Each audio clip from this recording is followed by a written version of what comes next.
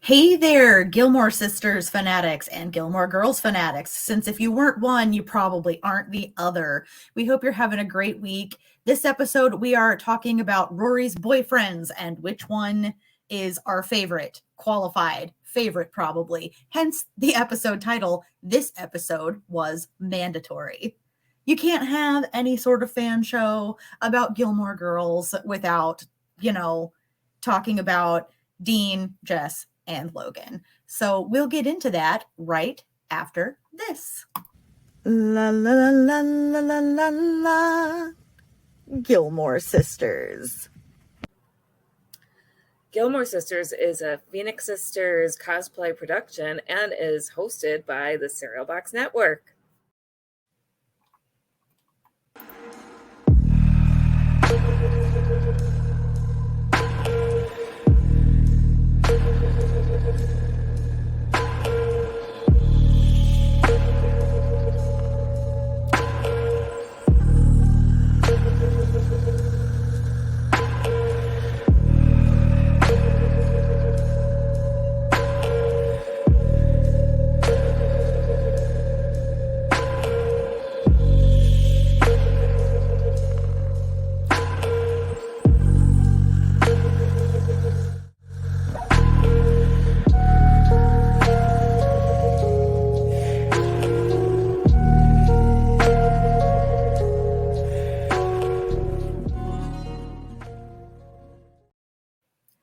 All right, if you were tuning in to the audio only, the creepy music, the creepy awesome music that you just heard is part of an ad for The Mad Gasser Cheerleader of Calhoun County by Carl Witzman. It's available on lulu.com, and if you're into creepy books, period fiction, or oh gosh, Kelly, what's the True third? crime. True crime. Because it's based on something that actually happened, and then our friend Carl filled in the gaps, which is interesting because he wrote this book, and then all of a sudden a whole bunch more information came out about the case. Which is kind of the risk you run if you write fiction based on cold cases. But what are the odds?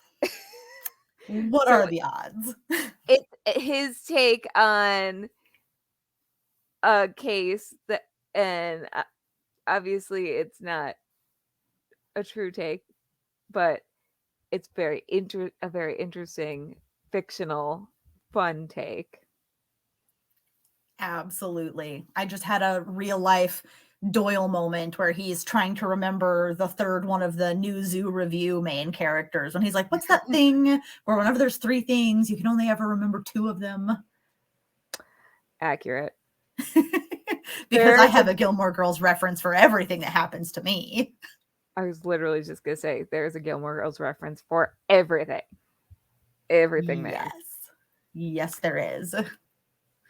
So I am impressed that it took us this long to get to this episode, but also I feel like we've been putting it off because this stokes some fires. It does. Like, people are really opinionated about this, and we are no exception. Mm-hmm. It's just, and make sure in the comments you tell us which Rory boyfriend was your favorite and why. And if us ranting about it has any effect on your opinion, make sure you let us know. Boost our egos, people. It's so funny because with Lorelai, I feel like there is no debate. It's no question. No, it's just Luke. It's Luke and Lorelai always and forever, right? I mean, the actors between Lorelai and Christopher had a lot of chemistry and really enjoyed working with each other. And I really found Jason Stiles to be interesting. We'll talk about him later, as a guy and as a way to open up some of Lorelai's ways of unpacking her relationship to her old life. But he was never endgame. No, he was never endgame. So let's go in order of when Rory dated the guys. Okay. So that means first we have to have thoughts about Dean. And I'm just not even gonna beat around the bush about it. I like Dean Forrester as a character, but hated him as a boyfriend for Rory. They were so unhealthy, and not even in the way that like young love is often unhealthy. It was just a straight up unhealthy relationship, and the fact that Lorelai was such a champion of their relationship was also unhealthy. But mind you, Lorelai has a lot of unhealthy relationships, so it makes sense that she would look at Dean and Rory and think, oh yes, this is what a healthy relationship looks like. But it's not. No, it's like Lorelai goes, "Oh, I was neglected as a child by everyone. Here is a guy lavishing attention on my daughter. I wish people would lavish attention on me." And there you go. No.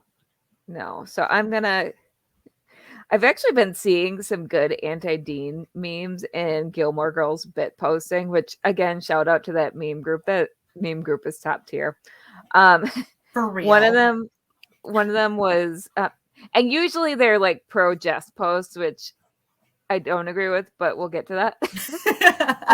But one of them was about the moment when Dean got really upset with Rory doing community service instead of hanging out with him because she's freaking out about not having community service for Harvard.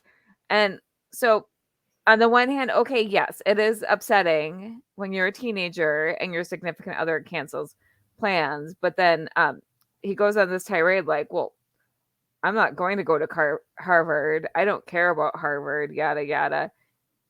And they're contrasting that with Jess like caring about what Rory's going to do, where Rory's going to go. And the thing is, so Dean was all about spending time with Rory and possessing Rory, basically, like being glued to the hip with her, to the point that, yeah, if she's freaking out about Harvard, he doesn't care. He just cares about having time with Rory. Like, yes, so they did make up. Yeah, he apologized and said he was jealous of Harvard, but like, that's unhealthy. It is, and it comes back even though he apologized and stuff, where when he's like, okay, so when you go to Harvard or Yale or whichever, so what happens? Do we just break up? And she's like, wow, that was really blunt and out of nowhere. And I feel like that's just him, again, like centering himself entirely in Rory's decisions about how she spends her time and where. My least favorite moment ever of Dean is Rory is supposed to have a night all by herself at home, and she wants to do her laundry and do her homework and eat Indian food and be alone, and no one respects it, and that's a whole other thing. But Dean is the worst. Like, his feelings are hurt that she's not going to invite him over while her mom is out, and she's like, you know, are you mad? And he's like, no, I'm not mad. I'm a saint, but I'm not mad. You're not a saint for giving your girlfriend one night alone. And then he doesn't even follow through on it. He shows up with ice cream anyway. Like, it's very gross. Very, and then the way he gets so angry when he sees Jess there. Like, yes, it's valid that he gets angry because he knows she likes Jess. But the way he gets angry and the way he yells at her all that season is very uncomfortable. It really is. And again, like, I'm fully aware that Dean's a teenager when all of this is happening. Okay, his brain's not fully developed. Whatever. But like, still, if you're gonna pick a favorite boyfriend, you need to take their actions into account. And for their first time around, this is what we're seeing. This is what we're dealing with. Like, I even don't like that he breaks up with her for not saying I love you back on the spot the first time. Like, it's one thing to be like, my feelings are hurt, I want to end the date, and something else entirely to be like, I'm gonna pout and make you feel bad after. because he had all that time to plan and build up to that moment. Right. And when she says, I just need a minute, like, okay, yeah, that might hurt your feelings. And lashing out in the moment even is one thing, but like they had a whole walk home for him to process, and instead he breaks up with her. Yep. Like, that was gross. And yeah. He just does not ever meet Rory where she's at. And I think we should wait before we talk about Rory's second time getting together with Dean. Dean And just 2.0. Dean 2.0. But, just. Yes. I did like their friendship post breakup, but yeah, it felt like it was all an act, because in one side of his mouth he's being really friendly with Rory, and the other side of his mouth he's threatening Jess and taunting Jess with the fact that he's friends with Rory, and that was gross. Yeah, and just Luke is absolutely right to be mad at Dean when Dean goes in for his bachelor party and is just like passed out talking about Rory, and Luke is like, later he's like, he knew he was still pining for Rory and he married someone else anyway. Like, that's an unhealthy obsession. Like, the fact that he didn't move on in between, like, we'll come back to that when we get back to Dean. But okay, so next up, yeah. Let's move on to Jess. So Jess is pretty much, the majority of the fandom likes Jess. And we really like Jess as a character. His character growth is really interesting. His relationship with Luke is very complicated and very compelling, in my opinion, also. Yes. It's great. It's great to watch it grow. It's great for both characters, but Jess and Rory, I hate it. I also hate it. Okay, like, I feel like send they us didn't really your hate mail. We can take it. I feel like they didn't really have a relationship. I feel like they had an attraction. Like, they don't talk about anything important. They talk about books and movies and stuff. You can do that with a friend. Rory does that with Lane. They make out, and Rory gets very close to deciding to become intimate, we'll just say, with him, right? But which, she's at the age that's valid. And the thing that's really sleazy to me is that Jess basically does a whole bunch of stuff to win Rory from Dean, like going to a whole bunch of town functions, bidding on Rory's basket, stuff to not only get a rise from Dean and create a division in their relationship, but also to impress Rory. And like, she's the only one that he's nice to, which is not as sweet as some people think it is. That's not sweet. That's okay. Yes, if you're a teenager listening to this, if a guy is nice to only you, that can make you feel special in the moment, but it's telling you that that guy's character needs development. Your life is harder when you are shackled to somebody who's constantly making their own life harder by being a jerk to everyone. Okay? Also, like, if he's only nice to you, he is only nice when he wants something. Yeah, which usually means he's not going to stay being nice to you. And spoiler alert, he doesn't, because as soon as he gets Rory, he's flat out tells her he's not going to any more town functions because he did that to get her. Yeah, and it took Rory's mom being like, you're gonna lose her if you keep acting like this, for him to take her to a Distillers concert and start like letting her know what his work schedule was, like to go on a date, and also some very basic stuff like letting her know when she can or can't expect him to actually show up or call or whatever. Like, and he was doing the same thing Dean was, where he's saying one thing out of the side of his mouth to Rory and being all sweet and romantic, though not even really. But then out of the other side of his mouth, he's threatening Dean, taunting Dean. And that is so gross and duplicitous. It's just, both of them were just awful that season. Yeah. And I mean, they were teenagers, whatever, but we're working with the information we have and the actions that we saw, and it's not great, it's really not great. And also the way Jess treated Shane and the way Rory treated Shane was really, really gross. Like, they both treated her like an object. Like, to Rory, she was an obstacle and not a person. Like, Rory's mean to Shane for no reason when she's like, bloaty isn't a word, and this is obviously a personal call. People in Stars Hollow are not very professional in general.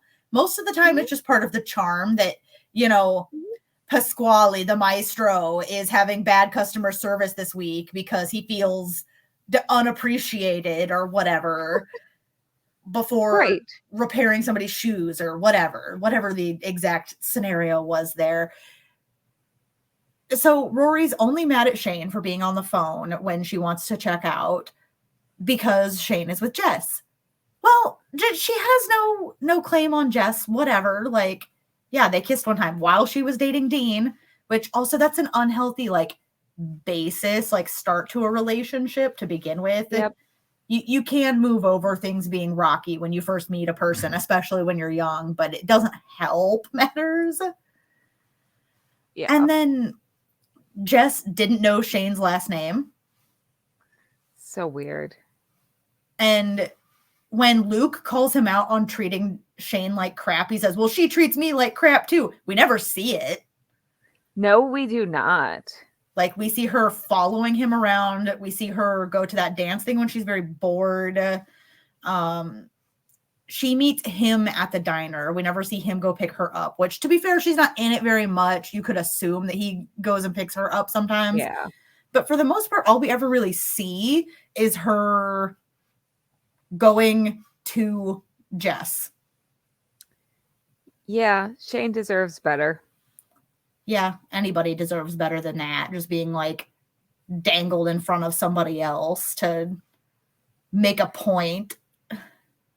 Maybe Shane and Lindsay became lesbian lovers and, like, gave each other the love that Dean and Jess couldn't give them. I hope they did. Yes, new headcanon. And are living their best lives somewhere. Yes. Okay. But someone write me that fan fiction and send me the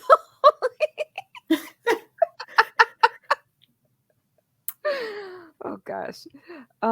So yeah. But now we have to talk about Dean again, right? Yeah. One last note about Jess. Jess is really, really, really inappropriate. The time that he makes a move on Rory and then yells at her when she's like, wait, like, I don't want this to happen here. Oh my gosh, that was He awful. regrets it immediately. He's about to go after her, and then he lets himself be baited by Dean instead of being like, look, I messed up. I just need to go apologize to Rory. Like, it doesn't matter if you don't like Dean. It doesn't matter if it's not Dean's place to confront you or whatever. Like, yeah. You need to take care of it. And he still never does apologize. He never gets up the guts to talk to her. And yeah, Rory is also, like, thinking about calling him and then not doing it, thinking about going to see him at the diner and not doing it. But he messed up. It was his job to apologize. Like, and it was a big mess up. Like, yes, he was upset and, like, totally screwed up in the head about what was going on with him at school and feeling bad about that. But that is no excuse for, like, the way he handled things was really bad. It was almost triggering, like, for me. It was not good. So, yeah, let's just leave it at that. Like, ugh, that was bad.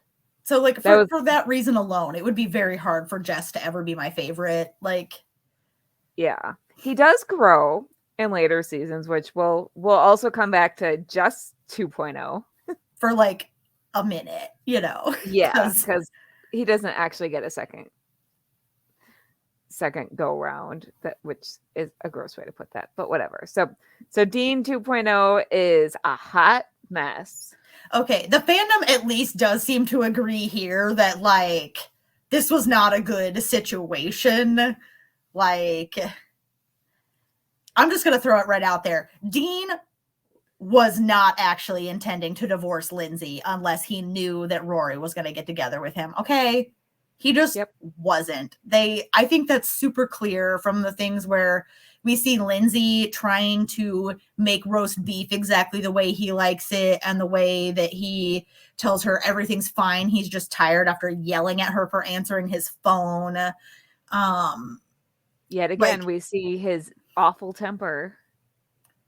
Yeah, he hasn't started doing anything to break up with Lindsay until she finds that letter. Yep. Which, after Rory sent that letter and was like, look, I'm not going to be the other woman. You need to sort out your own life, even though I don't regret, like, that we had a special night together. Like, I think a couple days have gone by in between that and Lindsay finding the letter. I'm not fully clear on the timeline, but, like,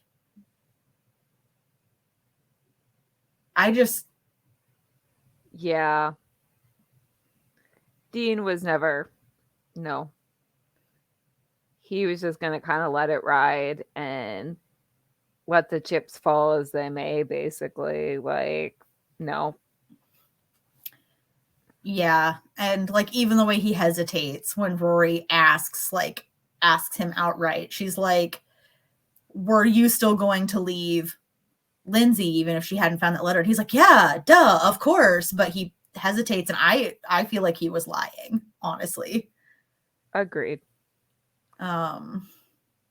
Yeah. And then, of course, they try again after Lindsay leaves, and he just is resenting her for basically ending his marriage, even though, no, dude, you ended your own marriage.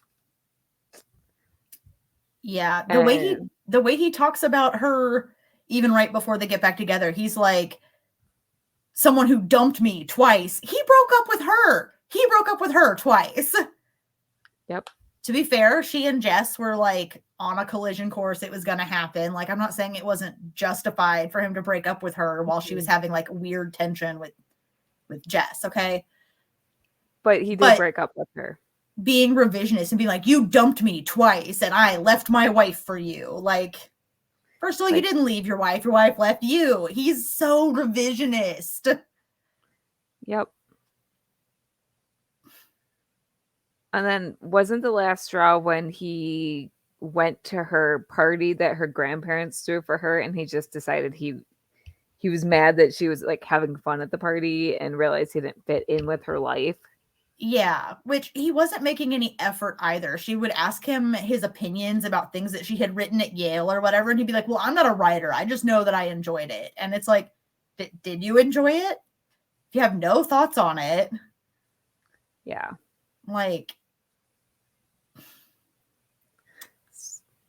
yeah, just both of them were bad for her. I think Rory's bad taste in men is a good sign, or a sign of her having classic daddy issues. Yeah, her dad wasn't there. The closest thing to, like, a regular dad influence in her life was Luke, which that's a whole other episode, right? Yep. As Luke as, like, pseudo daddy to Rory, but she wasn't going to learn anything about relationships from that, because Lorelai and Luke just kept, like, orbiting each other, and Lorelai did not set a good example for relationships in the slightest. And I'm pretty sure Lorelai's called off engagement messed her up too. It did. Like, she reoriented her whole worldview around getting ready for her teacher to also be her stepdad. And then Lorelai never really discusses with Rory. Like, the only thing she tells Rory about why she called off her wedding with Max was because I didn't want to wear my wedding dress, which was an emotional moment. Like she didn't want to try her wedding dress on every night, the way Emily did before she got married to Richard. And that contains a lot of implications about her realizing that she wasn't actually in love with Max and that she wasn't ready to be married. But Rory's still a teenager. One emotional implication is not enough to really support her in sorting her feelings on that out. Especially because, like, a year later, Lorelai's making out with Max and talking to Rory about it like they're besties. Yeah. So which is not healthy. It's not healthy. So let's move on to boy number 3, who Bachelor number 3 is our favorite, with caveats because we don't think he's perfect either. No, absolutely not. And by the time a year in the life rolls around, it's just no, full on character worsening, horrible. But so I actually really, really like Logan as a character. And I think as far as a boyfriend for Rory goes, right up until the end, things were pretty good. Like, I think it was, so they start out just trying to be friends with benefits, and he's super upfront, super clear about what he wants. And he even has kind of a sense that that's not normally Rory's thing. So he lets Rory come to him. He's constantly double checking with her that that's what she wants. And if she's okay with them being casual when they're casual. Consent is sexy. Right. Okay. Well, also he's super seeking consent the first time they hook up. Like he shows up to her room and teases her some about her pajamas or whatever. And then he's like, are you sure you want to do this? Like, yeah. You know, do you want to go the extra step or whatever? And he has sexual ideals that are outside what Rory's used to and maybe outside society's moral norms. But like you said, he's very upfront with every girl that he sleeps with about what he wants, what he expects. He's not one of those guys who's going around telling girls he wants one thing and then like never calling them. Like he's very clear. He is what he is. He wants what he wants, and he also wants to make sure everyone's on board with that, and he's not going to lead anyone on, which that's a good thing. He's also like full of himself, and especially when we first meet him, and he is a rich guy chock full of privilege, and Rory takes great joy in basically putting him in his place, but he also puts her in her place right back and points out that she has a lot of the same privilege he does, which she does not recognize that, but she has generational wealth, and her grandparents have paid for her schooling ever since Chilton, and her grandparents just lavish gifts on her. And Rory did trust fund. Right? And yes, okay. So she and her mom did grow up struggling. Sort of, if you'll refer back to our money episode. It's very confusing. It's very confusing. But Rory has it in her head. She's one of those people who's like, well, I pulled myself up by my bootstraps, but you didn't. I mean, we don't really see Rory working like summer jobs until way later in the series. She's working like one summer job at the bookstore and spending her whole paycheck. But like most kids who are trying to go to college and even not are working part-time jobs. They're working their butts off to make ends meet. Rory has never had to do that. She worked as a card swiper for one semester and then is like, I'm never doing that again. And it's like, you were reading and doing your homework and letting people swipe their own lunch cards at one point. Like, I suppose she did work at the inn in season 1, but again, she was doing her homework behind the desk. Like, was she even working? I don't know. So Logan keeps her on her toes, and they keep each other on their toes. Like, they help each other grow, which is a good relationship in my mind. And eventually he realizes he wants a relationship for possibly the first time in his life. Right? Like, since he had a crush on Alyssa Milano when he was a kid, right? Which that was funny. And I don't know. Logan grows a lot as a person. Mm-hmm. I think he respects what Rory wants out of life a lot more than Dean or Jess ever did. I feel really bad for him when they have their first initial like breakup / not breakup, whatever. They were on a break, right? We were on a break.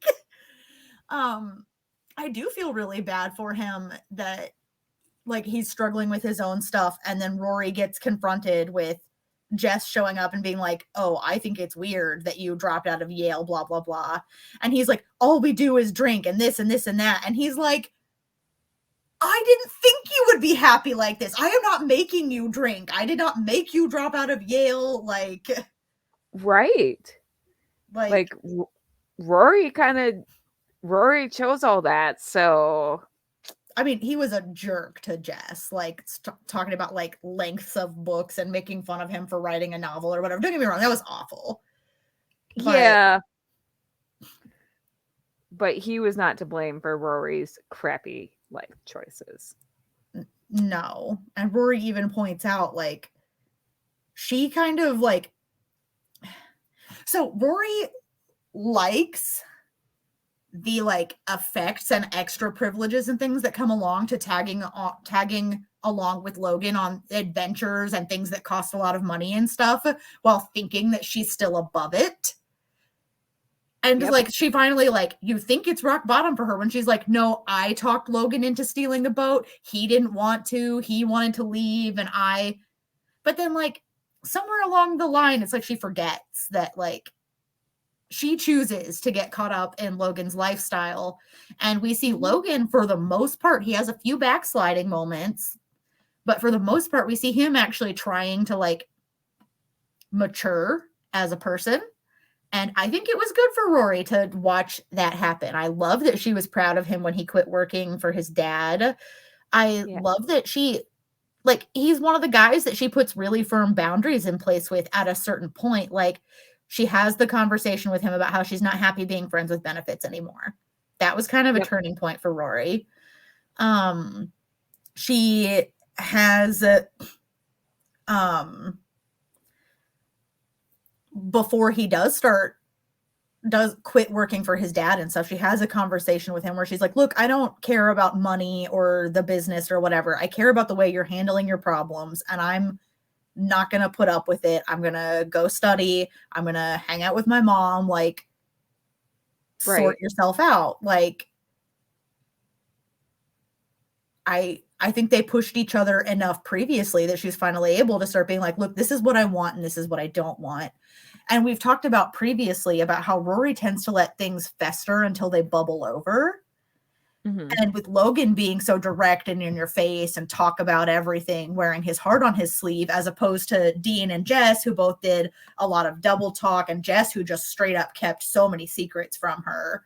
Like, something finally modeled her just saying when things bother her. She didn't get there right away. Like, the first time she gets back together with Logan after she finds out he slept with all the bridesmaids, like, she is passive aggressive and just like goes to Stars Hollow and quits answering her phone and stuff. And it's not great, but the conversation they have in the hospital later when she was like, I regret being passive aggressive. I could have lost you. And he's like, no, I'm messing things up. I was being reckless and stupid, and that's not your fault. No. Like, I feel like from then on, they have way better communication as a couple than anybody else Rory was with. Yes. So. And then comes a year in the life. I almost don't even know if I want to put that in this episode. In a year in the life, Logan is cheating on his fiance with Rory, keeping it a secret from her. And just, that's so much worse than where he started out when he was a playboy who was upfront about the fact that he was a playboy. It's like he's a pod person. I feel like you know what? We're just going to save that. We're going to do it a few episodes and a year in the life because, ugh. Yeah. quick note back to Jess 2.0 from where Jess shows back up, and Yeah. he thinks for part of one episode that Rory has broken up with Logan because she kisses him, and implies like, oh yeah, everything is fixed, when like in Lord. Jess's mind, of course, one of the problems is that she's dating a guy who he has only seen to be like a privileged jerk. Right. I do love, it just shows you how much Jess has really grown as a character. Like, first of all, he does stand up for himself. He's like, I don't deserve this, Rory. Like, right. To be used to try to make somebody else jealous. Which he doesn't. No matter what he's done in the past, nobody deserves that. Nobody deserves that. But he recovers so quickly, and he's even like, as a gesture of friendship, he's like, well, hey, if it makes you feel better, you can tell him something happened. Like, you know, which and was pretty big of him. And even though he wasn't completely right about everything he called Rory out on, him, and he wasn't the correct person to call Rory out, it was nice that he was there to call her out, and that he did call her out on, like, he was like, hey, what are you doing with your life? What's going on? Well, and also, like, even before that, it's nice that he wanted to share his successes with her. Like, yeah, you know, that was pretty cool. Rory's always going to be special to him, and him going and talking to her and visiting with her and stuff is kind of his not spoken apology for the way he left things with them. Which is a sign of maturity and growth. And yeah, so Jess really does grow as a character, and he and Rory, their relationship kind of grows, even though Rory backslides as a character. But you know what? We'll address that in a later episode.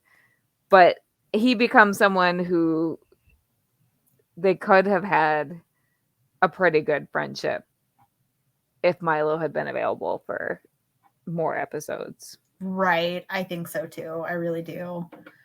But yeah, my like general parting note there is, out of the options we have, I still think Logan was the best, even though he wasn't perfect.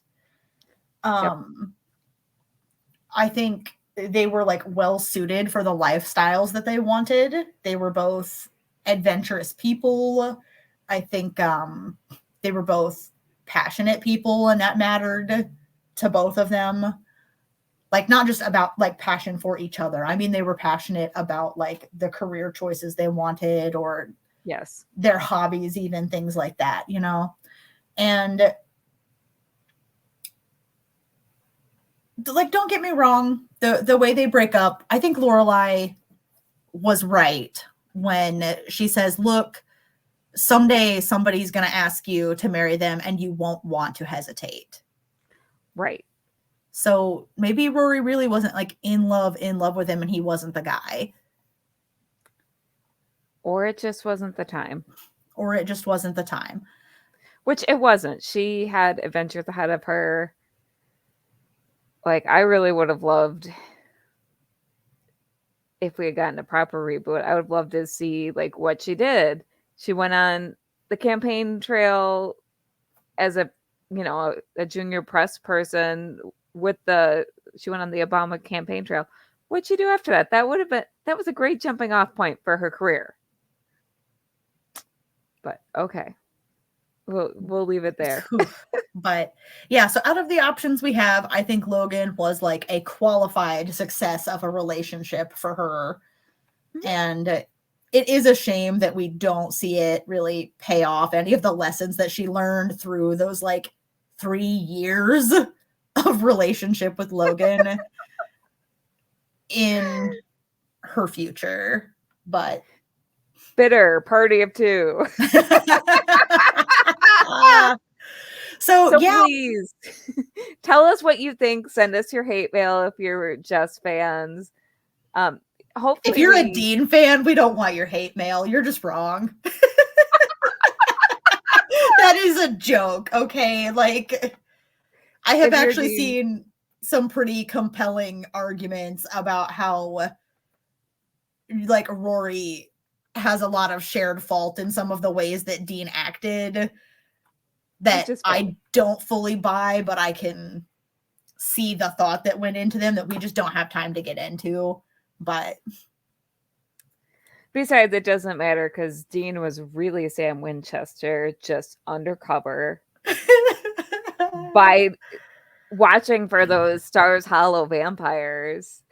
And Faye. And Faye, biding his time until he could shuck off his cover, go date Jess, his girlfriend Jess, not which is actually really funny. And then wait for his brother to show up and tell him that dad's on a hunting trip. And if you've made it this far, we love you. This is a supersized episode, but it kind of needed to be for this topic. So if you would like to support the show, even if you hate us, maybe if you support us enough, we will do a pro Jess episode or we're shameless, okay? Crayle and Kelly, Phoenix Sisters, ethics for sale. Yep. Not really, but no, not really. So go to buymeacoffee.com/cerealboxpod and support the show. So thank you all for listening. We hope you have a magical Stars Hollow week, and we will see you next time. Next time. Bye.